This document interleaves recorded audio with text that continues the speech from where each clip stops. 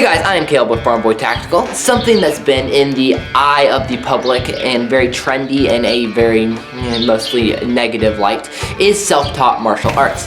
And most of the people who are talking on this are professional martial artists, so they're going to be a little bit biased in their opinion, and at least in my opinion, maybe I'm wrong. So I thought that maybe I would weigh in, give my opinion, and if you don't like it, that's fine. You can, beat me up in the comments section and be the greatest, internet grandmaster of all times. That's okay, I'll give that to you.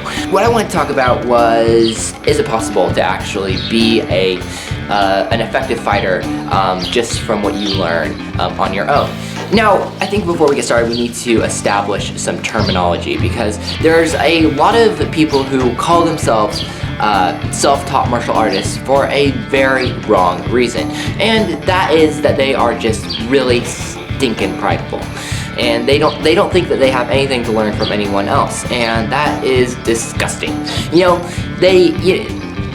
Nobody is an island. Everybody has to learn from somebody, and if you aren't willing to learn from somebody, well, you're never going to become a good fighter. You're going to be one of those people who challenge people online, and you give them impossible challenges to meet, and you never have fought a fight in your life.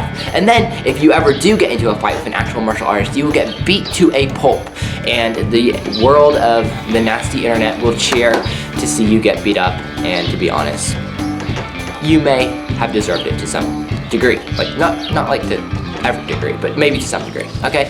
So I feel like something that is necessary in all fighting systems, all martial arts, is humility.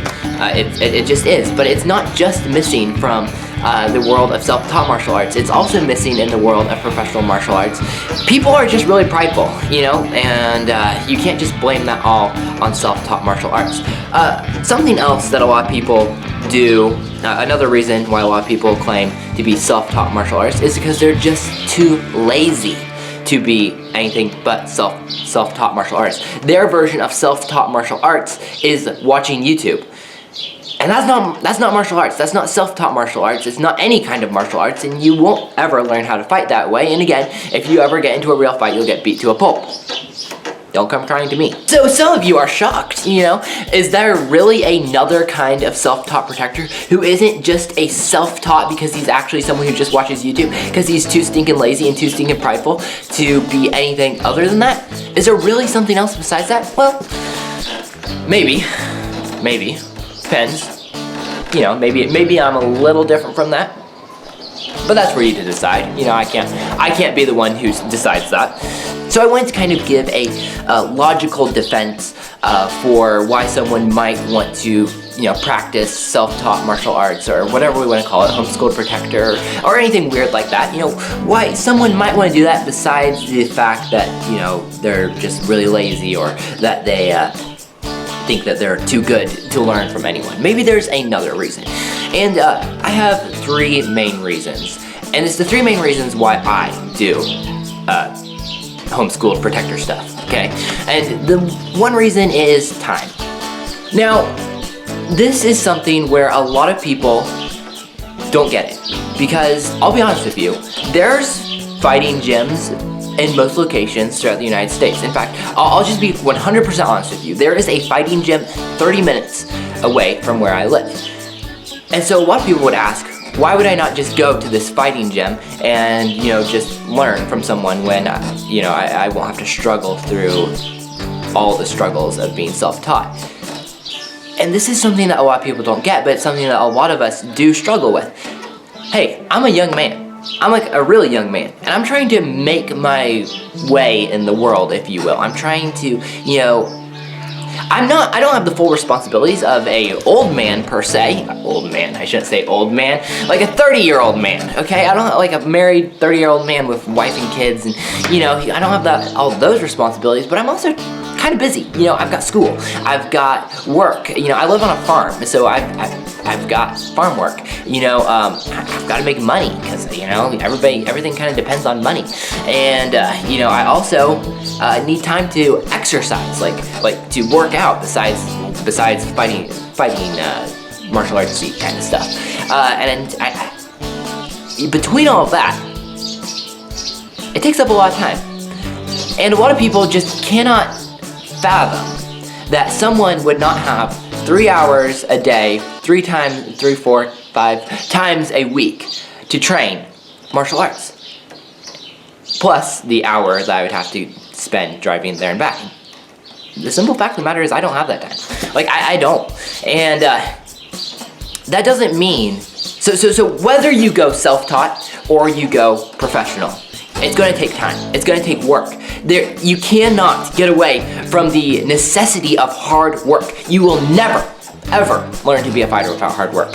It is hard work. That's all there is to it. It's really hard work. So, you know, I train a lot, you know. I hit the bag. I train with my brother.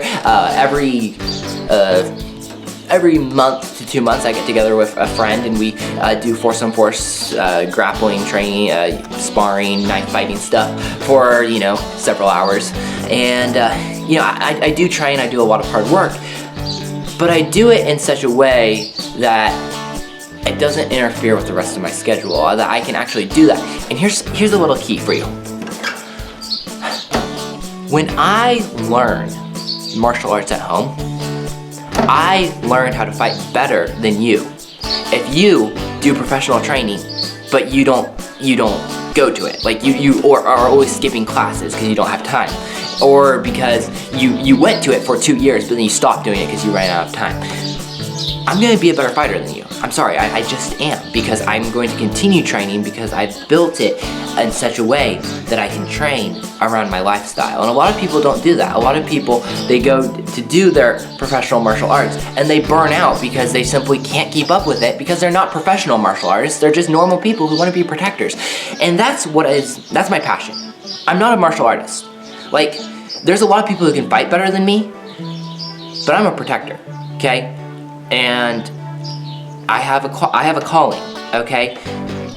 And it's just not part of my calling to spend all that time just to do a professional martial arts. I don't know. I feel like there should be at least an alternative offered to other people, okay? So we got that, we got time. Then we have money, okay? And money is a factor because while yes, I do have the money, I could technically do it, is it wise? I have to use my money wisely. I'm young and it takes a lot of money to grow up.